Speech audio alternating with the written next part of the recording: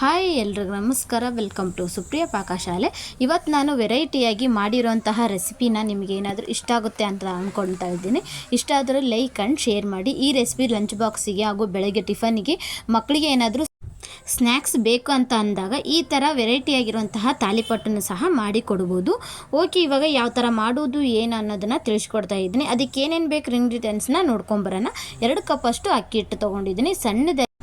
ಸಣ್ಣದಾಗಿ ಹೆಚ್ಚಿಟ್ಕೊಂಡಿರುವಂತಹ ಈರುಳ್ಳಿ ತೊಗೊಂಡಿದ್ದೀನಿ. ಹಾಗೆ ಸಣ್ಣದಾಗಿ ತುರಿದಿಟ್ಕೊಂಡಿರುವಂತಹ ಕ್ಯಾರೆಟು ಹಾಗೂ ಸಬ್ಬಸಿಗೆ ಸೊಪ್ಪು, ನುಗ್ಗೆ ಸೊಪ್ಪು ಹಾಗೂ ಮೆಂತ್ಯ ಪಲ್ಯ ಹಾಗೂ ಕರಿಬೇವು ಹಾಗೂ ಸ್ವಲ್ಪ ಜೋಳದಿಟ್ಟು, 1/4 ಕಪ್ಪಷ್ಟು ಜೋಳದಿಟ್ಟು ತೊಗೊಳ್ಬೇಕು. ಓಕೆ, ಇವಾಗ ಒಂದು ಬಾಂಡಲೆಗೆ 1.5 ಗ್ಲಾಸ್ ಅಷ್ಟು ನೀರು ಹಾಕ್ಕೊಳ್ತಾ ಇದ್ದೀನಿ. ನೀರು ಚೆನ್ನಾಗಿ ಕುದಿ ಬರೋ ತನಕ ನೀವು ಕುದಿಸ್ಕೊಳ್ಬೇಕಾಗುತ್ತೆ. ಓಕೆ, ಇವಾಗ 1.5 ಕಪ್ಪಷ್ಟು ನೀರು ಹಾಕ್ಕೊಳ್ತಾ ಇದ್ದೀನಿ. ಅದಕ್ಕೆ ರುಚಿಗೆ ತಕ್ಕಷ್ಟು ಉಪ್ಪು ಹಾಕ್ಕೊಳ್ಬೇಕು. 1/4 ಟೇಬಲ್ ಸ್ಪೂನ್ ಅಷ್ಟು ಅರಿಶಿನ ಪುಡಿ ಹಾಕ್ಕೊಳ್ತಾ ಇದ್ದೀನಿ.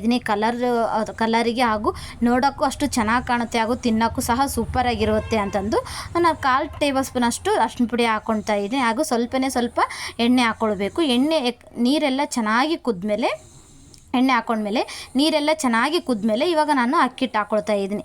ನೀರು ಪಳಪಳ ಅನ್ನೋ ತನಕ ಕುದಿಬೇಕು.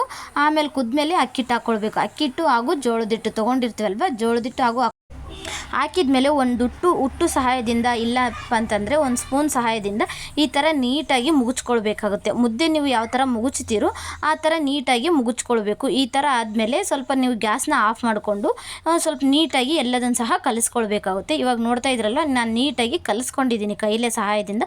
ಸ್ವಲ್ಪ ಎಣ್ಣೆ ಹಚ್ಚಿ ಕಲಿಸ್ಕೊಳ್ಬೇಕಾಗುತ್ತೆ, ಇಲ್ಲಾಂದರೆ ಕೈಗೆಲ್ಲ ಅಂಟಿಬಿಡುತ್ತೆ. ಅದಕ್ಕೆ ನಾವು ಇವಾಗ ಏನೇನು ತೊಗೊಂಡಿರ್ತೀವೋ ಎಲ್ಲದನ್ನು ಸಹ ಹಾಕ್ಕೊಳ್ಬೇಕು. ಸಬ್ಬಸಿಗೆ ಸೊಪ್ಪು, ಕ್ಯಾರೆಟು ಹಾಗೂ ಈರುಳ್ಳಿ, ಹಾಗೆ ನುಗ್ಗೆಕಾಯಿ ಸೊಪ್ಪು ಹಾಗೂ ಕೊತ್ತಂಬರಿ, ಕರಿಬೇವು, ಉಪ್ಪು, ರುಚಿಗೆ ತಕ್ಕಷ್ಟು ಉಪ್ಪನ್ನು ನಾನು ಆವಾಗಲೇ ಹಾಕಿರೋದ್ರಿಂದ ಮತ್ತೆ ಹಾಕಿಲ್ಲ. ಇದಕ್ಕೆ ನಾನು ಇವಾಗ ರುಚಿಗೆ ಖಾರ ಪುಡಿ, ನಾವು 1.5 ಟೇಬಲ್ ಸ್ಪೂನ್ ಅಷ್ಟು ಖಾರ ಪುಡಿ ಹಾಕ್ಕೊಳ್ತಾ ಇದ್ದೀನಿ. ನಿಮಗೆ ಎಷ್ಟು ಖಾರ ಜಾಸ್ತಿ ಇತ್ತಪ್ಪ ಅಂತಂದರೆ ಸ್ವಲ್ಪ ಕಡಿಮೆನೇ ಹಾಕ್ಕೊಳ್ಬೋದು. ನಾನಿವಾಗ 2 ಟೇಬಲ್ ಸ್ಪೂನ್ ಅಷ್ಟು ಅಚ್ಚ ಖಾರದ ಪುಡಿ ಹಾಕ್ಕೊಳ್ತಾ ಇದ್ದೀನಿ. ನೋಡ್ತಾ ಇದ್ರಲ್ವ, 2 ಟೇಬಲ್ ಸ್ಪೂನ್ ಅಷ್ಟು ಅಚ್ಚ ಖಾರದ ಪುಡಿ ಹಾಕ್ಕೊಳ್ತಾ ಇದ್ದೀನಿ. 1 ಟೇಬಲ್ ಸ್ಪೂನ್ ಅಷ್ಟು ಜೀರಿಗೆ ಹಾಕ್ಕೊಳ್ತಾ ಇದ್ದೀನಿ.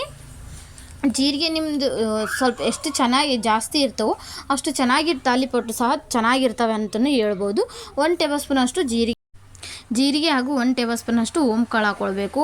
ಎಲ್ಲದನ್ನು ಸಹ ಹಾಕಿದ ಮೇಲೆ ನೀಟಾಗಿ ಎಷ್ಟು ಚೆನ್ನಾಗಿ ಕಲಿಸ್ತಿರೋ ಅಷ್ಟು ಚೆನ್ನಾಗಿ ತಾಲಿಪಟ್ಟು ಬರ್ತೈತೆ ಅಂತ ಸಹ ಹೇಳ್ಬೋದು.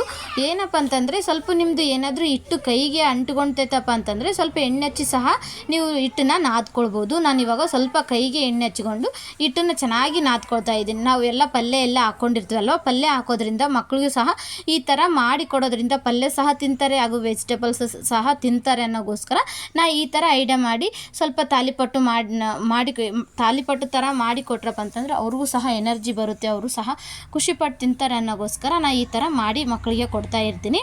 ಓಕೆ, ಇವಾಗ ನೀಟಾಗಿ ನಾನಿವಾಗ ಕಲಸಿದ್ದಾಯಿತು. ನಿಮ್ಗೆ ಏನಾದರೂ ಹಿಟ್ಟು ಮೆತ್ತಗೆ ಅನಿಸಿತಪ್ಪ ಅಂತಂದರೆ ಸ್ವಲ್ಪ ಅಕ್ಕಿಟ್ಟು ಇರುತ್ತಲ್ವ, ಅಕ್ಕಿಟ್ಟು ಹಾಕಿ ಇನ್ನೊಂದು ಸ್ವಲ್ಪ ಸಹ ನೀವು ನಾದ್ಕೊಳ್ಬೋದು. ನನಗೆ ಕರೆಕ್ಟಾಗಿ ಅಳತೆಯಲ್ಲಿ ಆಗಿದೆ.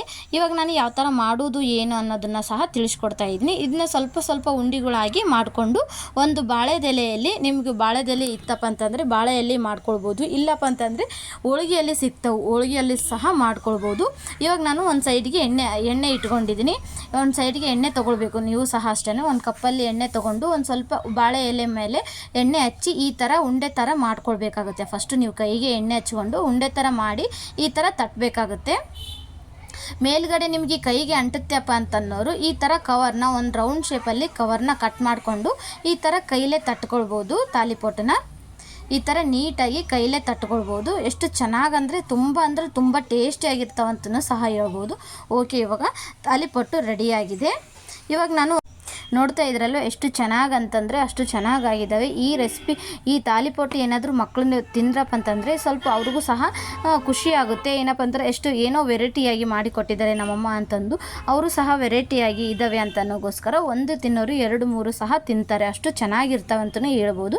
ಹಂಚು ಬಿಸಿಯಾಗಿ ಹಂಚಿನ ಮೇಲೆ ಸ್ವಲ್ಪ ಎಣ್ಣೆ ಹಾಕಿ ಈ ಥರ ತಾಲಿಪಟ್ಟನ್ನ ನಾನಿವಾಗ ಹಾಕ್ಕೊಂಡಿದ್ದೀನಿ. ಓಕೆ, ಇವಾಗ ನೋಡ್ತಾ ಇದ್ರಲ್ವ, ತಾಲಿಪಟ್ಟನ್ನು ಸಹ ಹಾಕ್ಕೊಂಡಿದ್ದೀನಿ.